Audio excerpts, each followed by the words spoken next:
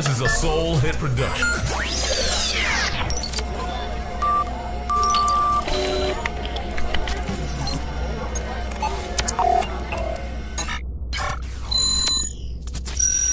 You have now tuned into Insight Sundays, the show that brings you relevant news, youth and political topics with a new direction and focus for our communities. Log in with Facebook and get connected.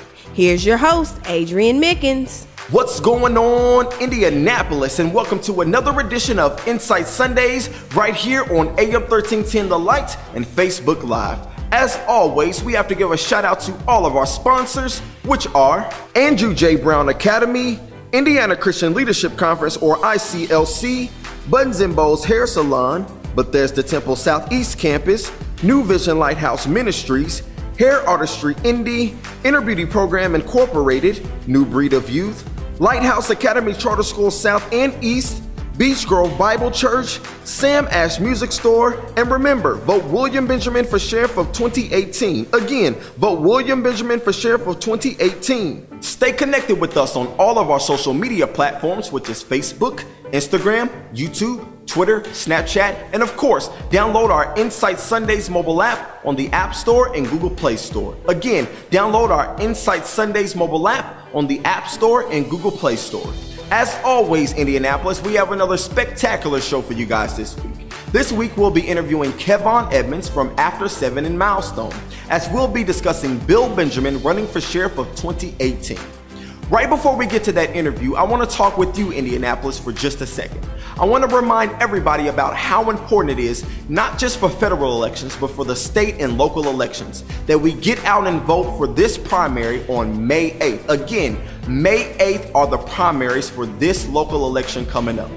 Indianapolis, I cannot express to you how important it is. For so many years and for so many decades, our civil rights leaders have fought blood-sweat and tears so that we have the opportunity to vote. Do not let that go in vain. For everybody who's already registered to vote, make sure that you go to the City County Building. Again, that's the City County Building, room 122, to the county clerk's office and cast your early vote. And again, the primary election day vote is May 8th. Right before we get to that interview with Kevon Edmonds, I'm going to run a clip from Dr. Martin Luther King as he shares his thoughts about the power of voting. Let's check it out. Let us on that glad day in June march on ballot boxes.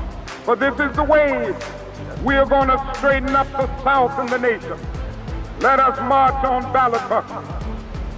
So somehow we will be able to develop that day. Men will have food and material necessities for their bodies, freedom and dignity for their spirit, education and culture for their minds. Let us march on ballot boxes till men and women will no longer walk the streets in search for jobs that do not exist.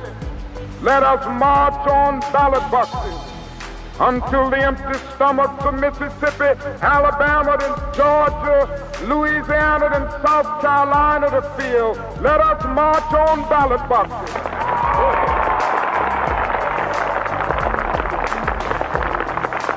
Until the idle industries of Appalachia are revitalized, let us march on ballot boxes. Until brotherhood is more than a meaningless word at the end of a prayer, but the first order of business on every legislative agenda. Let us march on ballot boxes. Let us march on ballot boxes until every valley shall be exalted, till every mountain and hill shall be made low, until the rough places are made plain and the crooked places straight, and the glory of the Lord shall be revealed, and all flesh shall see it together. Let us march on ballot boxes until we are able to send to the state houses of the South men who will do justly, love mercy, and walk humbly with their God. Let us march on ballot boxes. Now, I'm not going to be long. I'm going to be very brief. I'm not here to make a speech. I'm here to make a plea And I'm here to urge you to do something that I think you will do and something that I think you want to do. Each of us has a moral responsibility if we are of voting age and if we are registered to participate in that decision. I come here to urge every person under the sound of my voice to go to the polls on the 3rd of November and vote your conviction. Now, I know you're intelligent people, and I don't need to tell you who you should vote for. I don't have any fear about that. You know who to vote for. I am sitting here with Kevon Edmonds, who's a star in his own right, who's been with After 7 and Milestone, some great groups that you guys probably know about. But that's not why we're here today. Today we're here to represent Sheriff-elect William Benjamin, who's going to be running in May 8th, that we hope you guys vote for. So I'm just going to get into some questions and see what your thoughts about Mr. William Benjamin is. I know that you grew up with him in your childhood days. So can you explain, has he always been that tough guy ever since childhood up until today? You know, well, he is a longtime childhood friend. We all grew up on the same street, Riviera Drive, many, many years ago. I can tell you one thing about Bill. He has always been consistent. Okay. He's a straight arrow, straight shooter. Caring individual, but he will always let you know where he stands, you know. So we've always known that growing up. So, you know, we might have some disagreements or whatever, but we, you know, as kids, you fall out and you fall right back in. That's true. It's kind of what it was for us growing up. But we shared wonderful times growing up in the neighborhood. All right. And well, let me ask you this question too as well. You know, I'm not for sure. Which year did you kind of leave Indianapolis, or move out of Indy? It might have been around maybe a year after you were born. Okay, so what, 88? There we go.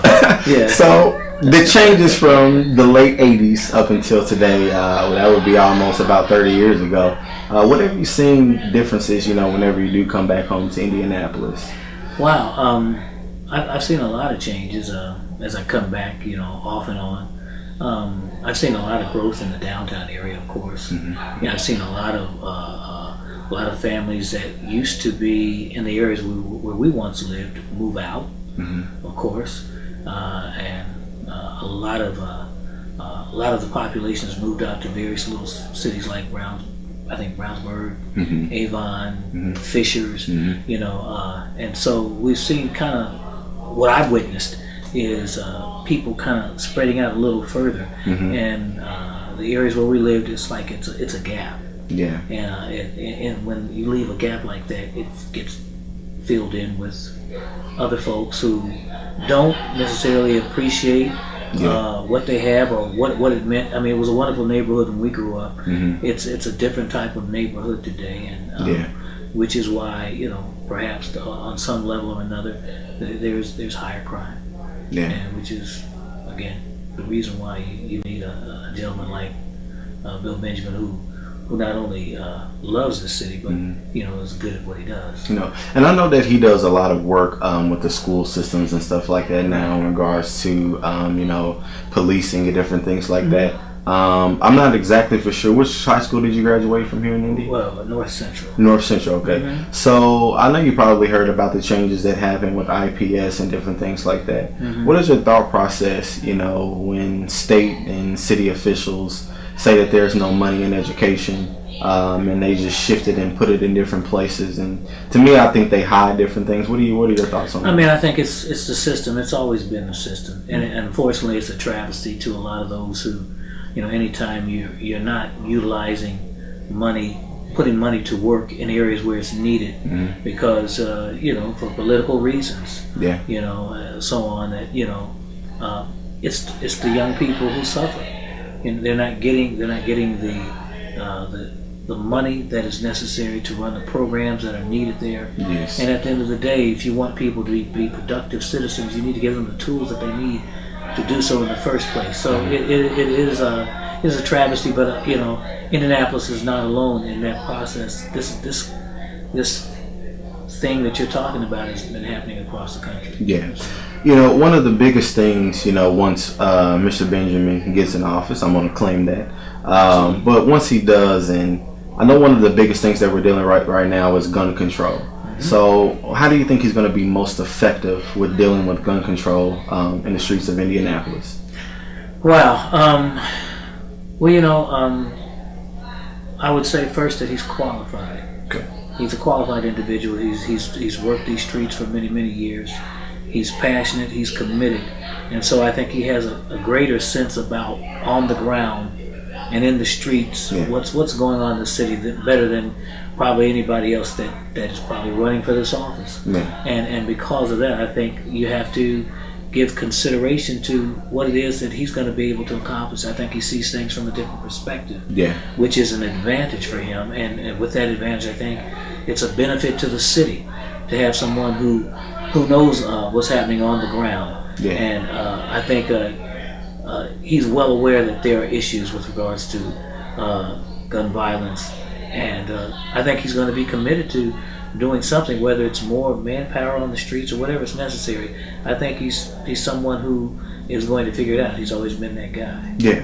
And, just to kind of piggyback right off of that, with the gun control, much like today, there was the March for the Nation, for gun control and school safety.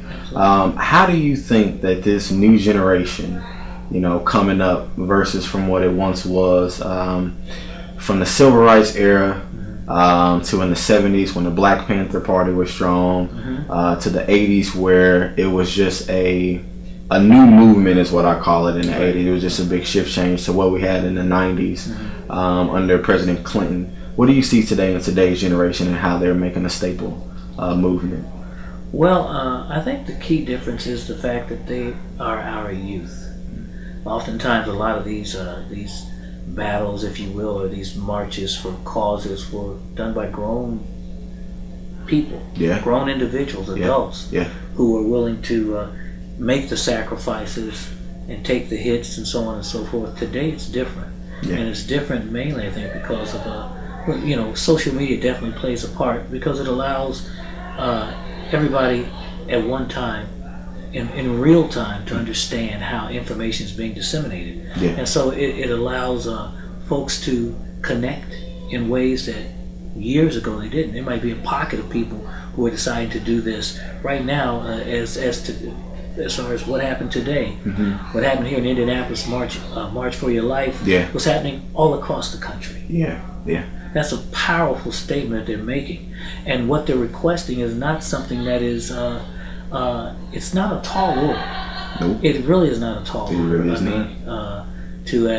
to have changes in gun laws, because they fear for their lives. And no child, when we grew up, I never was concerned. I never had to be concerned. It wasn't even a thought or consideration that someone could come in with a gun and take life. Different time. It indeed is a different time, and I applaud them because they're doing something that no one else has ever done. Never thought that these young people could stand up and step to these issues like they have, and they're making their voices heard.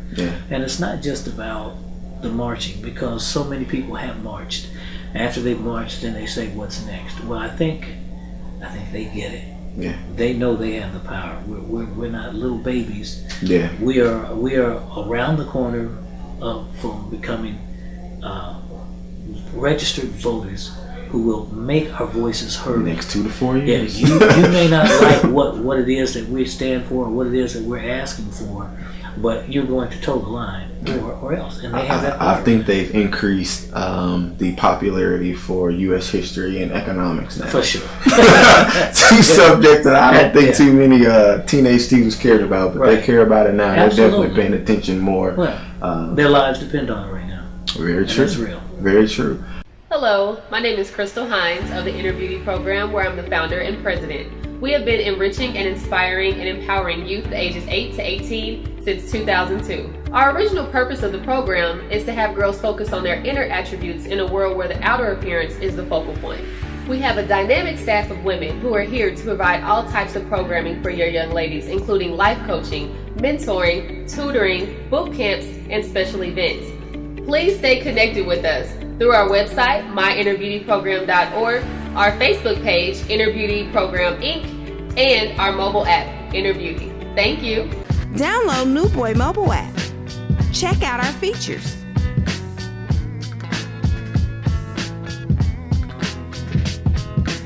Comprehensive homepage.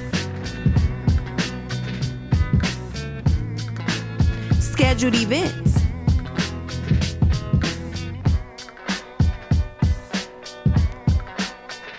Real-time notifications.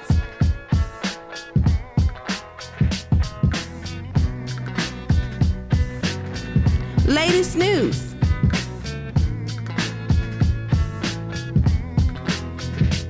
Download on App Store and Google Play. Hello, my name is Sister Ariane Anderson, and I am the Youth Director at Bethesda Temple Southeast Campus. Here at Bethesda Temple Southeast Campus, I have the opportunity to work with children of all ages. We offer so much for our children. They are a highlight of our church. Every Sunday, we offer youth services for our children, and every fourth Sunday of each month, we allow for our children to co-lead our services. Also, our youth nights are powerful. Every fourth Friday at 7 p.m., we come together in unity. During our youth nights, we get to praise, we get to worship, and our children get to fellowship with other children. At Bethesda Temple Southeast Campus, our pastor, Derek and Lady Valerie Miller, are committed to serving our youth. So come out to Bethesda Temple Southeast Campus. It's the place where God is. Buttons and Bows Nail and Hair Salon welcomes you to our new location at 6233 Allisonville Road, where we service all nationalities. We are a full nail and hair salon. Booth space available. Call 317-362-0323 for more info. Since 4th grade, Indianapolis Lighthouse College Prep has been my home. Lighthouse gave me the opportunity to take college classes for dual credits. Lighthouse allows me to do community service, mentoring younger students. At Lighthouse, I take classes geared towards a career that I'm interested in. I'm a Lighthouse Scholar from kindergarten to college. I am a Lighthouse Scholar from kindergarten to college. I'm a Lighthouse Scholar graduating this year and on my way to college. Apply at lighthouse-academies.org. Beach Grove Bible Church. Beach Grove Bible Church. Beach Grove Bible Church. Beach Grove Bible Church.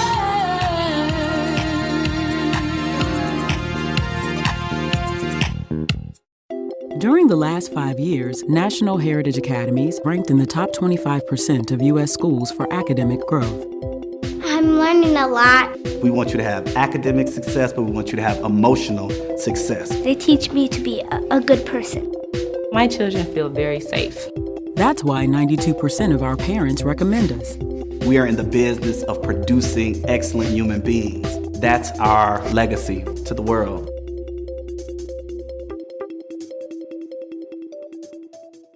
Hello, everybody. My name is Pastor Aaron Boyd. I'm the pastor at New Vision Lighthouse, and we're located at the corner of 46th and Arlington and Devonton Plaza. We welcome you to come and worship with us every Sunday at 11 a.m. We have midweek Bible study on Wednesday at 7 p.m. Our mission is simply this: to let our light shine in our communities and in our families. You can like us on Facebook, visit us on the web at newvisionlighthouse.com. God bless you. Be careful and be prayerful. Everybody out there, hey, register to vote. Register to vote. Too many people fought for your right to vote. Register. And then May of 18, come out and remember William Benjamin. Remember William Benjamin. May of 18, we have to vote in the primary. Amp, I appreciate you, man. Thank you for this. Thank you for this opportunity. Thank you. I just got the best deal on my new guitar at Sam Ash. I always get advice I can trust. I got it in time for my gig. The coolest selection of music and sound gear, always at the guaranteed lowest prices. Sam Ash, the real deal.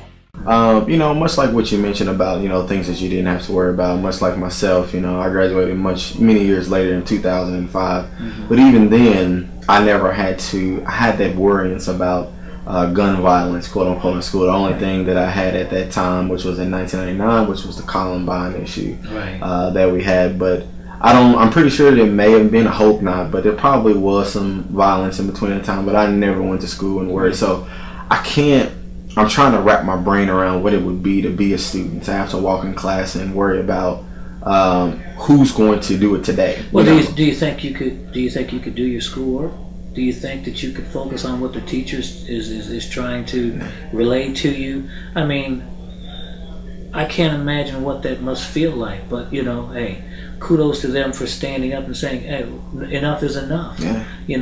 Do you want guns? Guns or lives? Which is it? And so, the NRA and those people who lobby for them, they're gonna have to make some hard choices. Yeah, I mean, they had that. I don't know if you got a chance to watch the humongous town hall that they did on CNN with the Parkland victims and families and different things like that. A lot of the senators came to the forefront, and they kind of put them on the spot and asked them the questions. Did you get a chance to see? I got bits and pieces of that. Well, a lot of the students were asking them a lot of the tough questions, but one of the key questions that a lot of them kept reiterating is, would they stop accept funding from the NRA? And of course, that turned around to the negative. Yeah, that's a touchy thing right there. Which leads me to this next following question, and that was when President Obama was elected in 08 and 12, what impact do you think that he had to the country? Not just African Americans, but to the country. What impact do you think that he had? I think President Obama and the First Lady were a class act. I think they represented the office in a way that it actually should be. There were no, while I will tell you, he had to fight tooth and nail to try to get everything done that he got done, because their position was to do nothing. That's what the Republican Party. That's what his opposition was, and he faced that every step of the way. Yet still, he managed to get some things done. But in the process of doing that, he maintained integrity, dignity. He was a class act, and it was something that this country, you should absolutely miss, especially today, based upon how this country is being ran and who's in office today. Yeah, absolutely. Well, let me ask you this last and final question here. If you didn't know William Benjamin, but you just knew his credentials, would you ask people or go out and tell people to vote for William Benjamin, even if you didn't know him as a childhood friend? What would make you want to still vote for him? Well, I don't know if that's a totally fair question to ask, simply because I'm not really quite as familiar with the other candidates. Gotcha. So, but what I will say is, yes, I'm sorry. I have to admit that it's not sorry, but Bill is a childhood friend, and I know the character of the man. But let's say for a moment that I didn't. I had the opportunity to listen to him speak on a couple occasions today, and his resume is impressive. His passion is real. His desire to bring about change that is necessary in this city is honest, and he's got a reputation in terms of what he's been able to accomplish over the years. It's in the records. It's there for you. If you want somebody who's going to really fight to make a difference for the people, not for the political parties, but because he knows the ground he walks. Yeah, that's the guy. That's who you want. Yeah. That's who I would vote for. All right. Well, I appreciate it, Mr. Edmonds, for coming on today. Appreciate you, sir. Thank you, Indianapolis, for tuning in to another edition of Insight Sundays right here on AM 1310 The Light and Facebook Live. As always, Indianapolis, I hope that this show was impactful and insightful. Please stay connected with us on all of our social media platforms, which is Facebook, Instagram, YouTube, Twitter, Snapchat, and of course, download our Insight Sundays mobile app on the App Store and Google Play Store. Again, download our Insight Sundays mobile app on the App Store and Google Play Store. Please remember, Indianapolis, to go out and vote on May 8th for the primaries, and for early voting, head to the City County Building, room 122, to the County Clerk's office to cast your early vote. And we will check you guys out next week. This is a Soul Hit production.